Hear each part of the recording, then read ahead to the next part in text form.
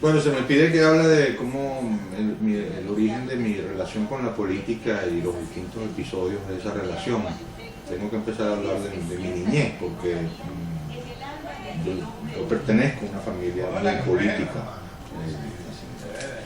Desde el siglo XIX mi familia ha estado, mi antepasado incluso, ha estado muy involucrado en la política a lo largo de todo el siglo XIX. Mi tatarabuelo fue ministro de Bolívar, fue vicepresidente con Páez y el hijo de él, un notorio personaje en la época de Guzmán Blanco. Y luego mi padre fue ministro de Justicia del gobierno de Pérez Jiménez, y mi padre siempre estuvo muy involucrado en la política hasta la caída de ese régimen. De manera que yo nací en una casa, en un hogar, el tema político era un tema permanente. Y siempre, desde muy pequeño, me involucré me interesó el tema político. Como anécdota, así, medio jocoso si se quiere, mi gran pasión de niño, mi juguete favorito eran los soldaditos de plomo. Y yo los soldaditos de plomo, que tenía centenares, porque todo era lo único que me regalaban mis tías y mis abuelos, y los amigos de mi padre eran soldaditos de plomo, pues yo tenía una colección de soldaditos de plomo verdaderamente impresionante, y yo los dividía por partidos políticos. Entonces yo inventé un partido político socialista, un partido político demócrata cristiano y un partido político, ¿cómo se llamaba?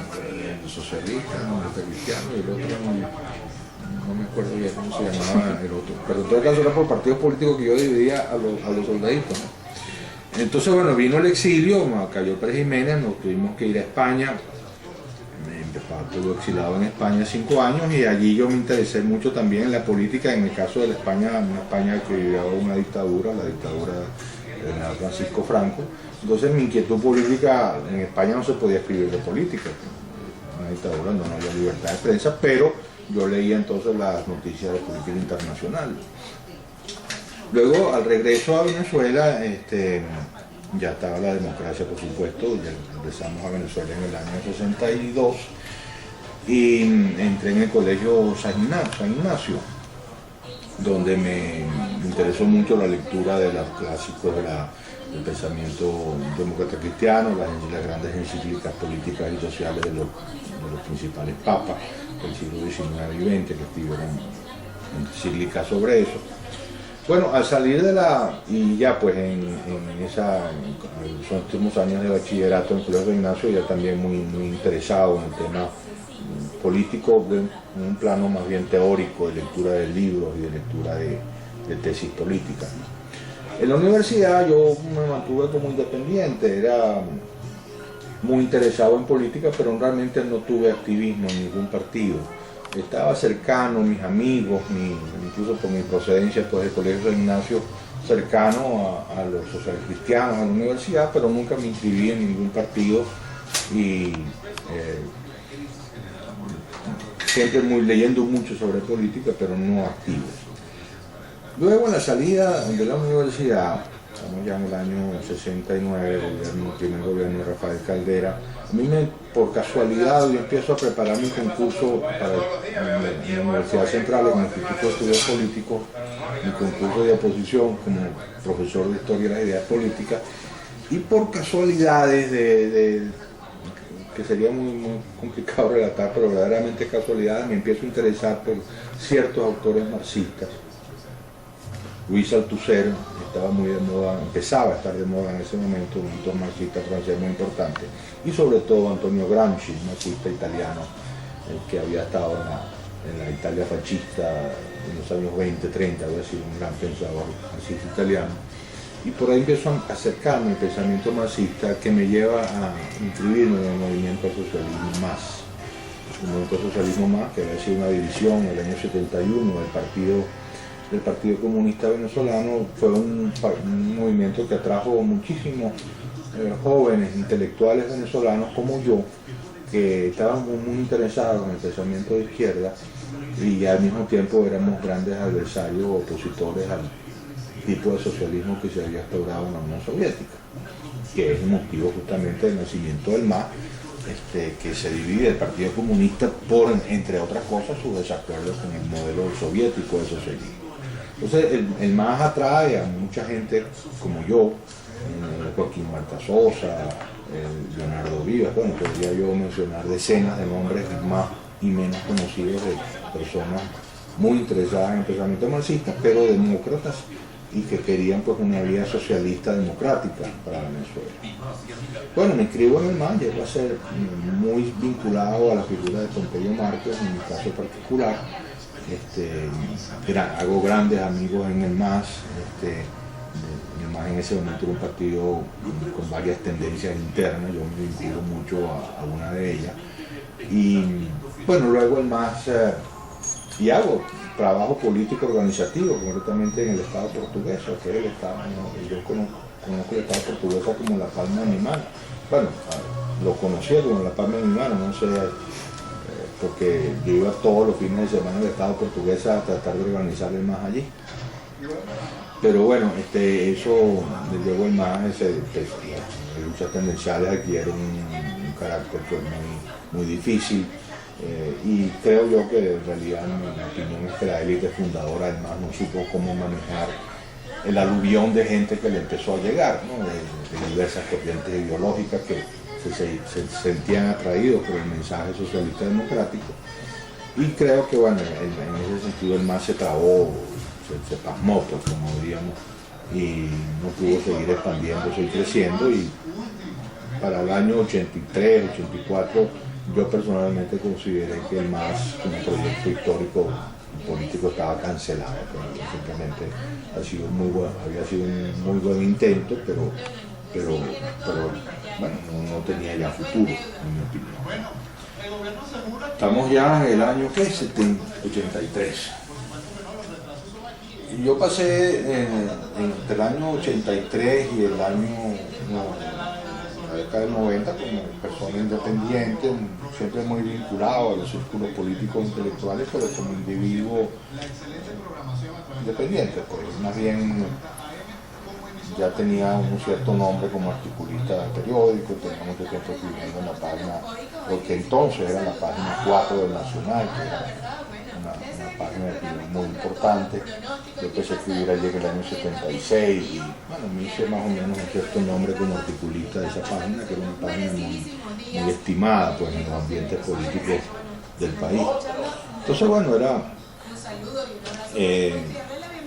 tenía esa actividad como intelectual y siempre muy vinculado ya en el plano personal con diversos políticos venezolanos, de los cuales seguía siendo amigo desde mi tiempo universitario, en el caso de algunos coquillanos, desde mi tiempo marxista, en el caso del político del MAS, y bueno, y ahí siempre conocí a algunos gente de otros partidos, pero me mantuve como figura independiente y en el año 90, en la década del 90, pasan dos cosas importantes en esto que estamos hablando. Primero me nombran director del Diario de Caracas. Yo dirigí el Diario de Caracas desde el año 91 hasta el año 95, 4 años de pico. Por supuesto eso me limitaba a mi actividad política porque era director de un periódico, no debía tener una militancia política explícita, pero al mismo tiempo, en contradicción con esto que acabo de decir, yo empiezo a motorizar junto con otros un grupo de opinión política que al principio lo llamábamos, era un grupo muy, vamos a decir, muy de élite, si ustedes quieren llamarlo así, muy pequeño, de gente, de empresarios, intelectuales, de gerentes, de académicos. Lo llamamos Factor X, un grupo que se reunía una vez a la semana, discutíamos cosas. No sabíamos muy bien qué íbamos a hacer, y empezó a crecer, teníamos unos procedimientos muy estrictos de admisión. Al principio éramos 9, el grupo fundador era de 9, llegó a ser como de 100. De las características de personas que les acabo de decir, gerentes, empresarios, académicos, periodistas, incluso sacerdotes, personas muy destacadas del país. No voy a decir los nombres porque ese grupo fue como medio clandestino, ¿no?